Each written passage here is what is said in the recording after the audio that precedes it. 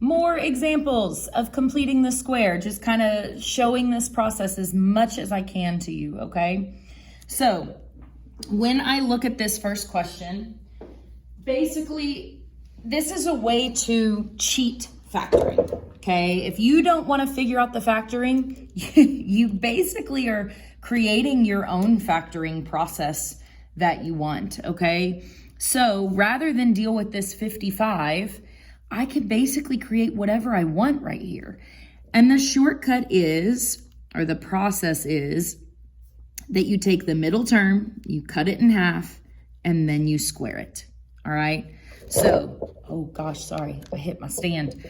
I'm gonna do negative 16 divided by 2, and then I'm gonna square it, which means what I'm really doing is negative 8 squared, which is gonna mean I need a positive 64 added on to this problem. I think when I bumped it, it got off.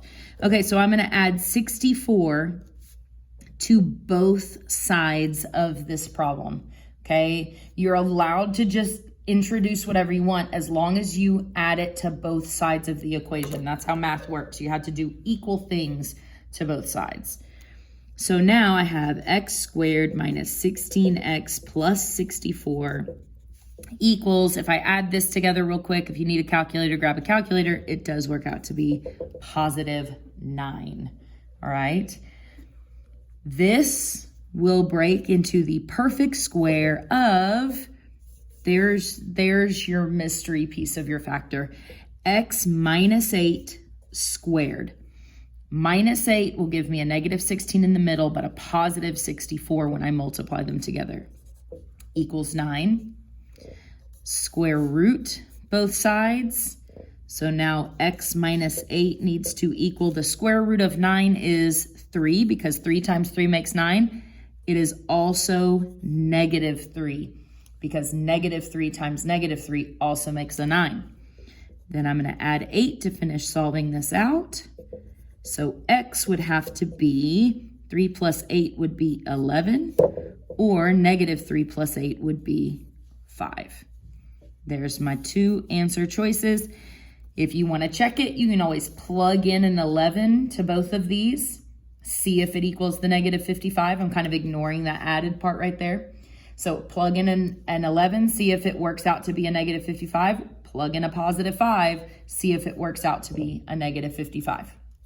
All right, next one. Here's a great example of you can't isolate x because you don't have like terms, okay? If you go to factor this expression, there is absolutely nothing that will add to make negative 6 and multiply to make negative 2, okay? You guys keep trying to tell me that factoring won't work out. Every problem I've given you so far, the factoring will work. You just have to keep listing factors. This one truly will not factor. Will not factor, okay? So when it will not factor, we're gonna create our own factoring problem that we wanna work with. So the way I do that is first I'm gonna get that 2 out of the way, okay? I don't want it over here because it's not working. So x squared minus 6x now equals 2. And notice I'm kind of leaving space because I know I'm going to add something there, all right? That extra piece is you take your b value and divide it in half and then square it. So I'm going to do negative 6 cut in half squared means negative 3 squared, which is a 9. I want a 9 right there, but I also have to add it to the other side. Plus 9 plus 9.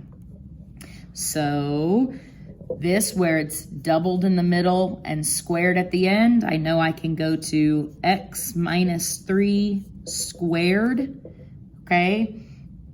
Negative 3 gets doubled to make a negative 6. It gets squared to make the positive 9 equals 2 plus 9 would be 11. All right, so now to solve for x, take the square root of both sides. X minus 3 equals The square root of 11. 11 is not one of those beautiful, pretty square numbers. So normally we would go out to the side and we would do our prime factorization. So 11, nothing multiplies to make 11. It already is prime because your only option is 1 times 11, which is really just not helpful in this situation. So you remember whenever we did this, you're looking for double primes to actually take out of the radical party, to be cheesy. If you can't clean it up at all, there are no doubles in an 11, there's nothing times itself, then you're just gonna say, okay, so it's plus or minus the square root of 11. You don't have to work it out, okay? So now I still though have to do this like adding 3 to both sides. So, okay, I have positive or negative square root of 11. Really what I have, rather than writing it all as one thing because I still have a step to do, I have a positive square root of 11 and I have a negative square root of 11, okay? I have to add this 3 so that it cancels out to both of those. Now, this, you could go to a decimal, but here's the beauty of algebra, y'all. You get to just say, you know what? It's 3 plus the square root of 11, whatever that is. This one is 3 minus the square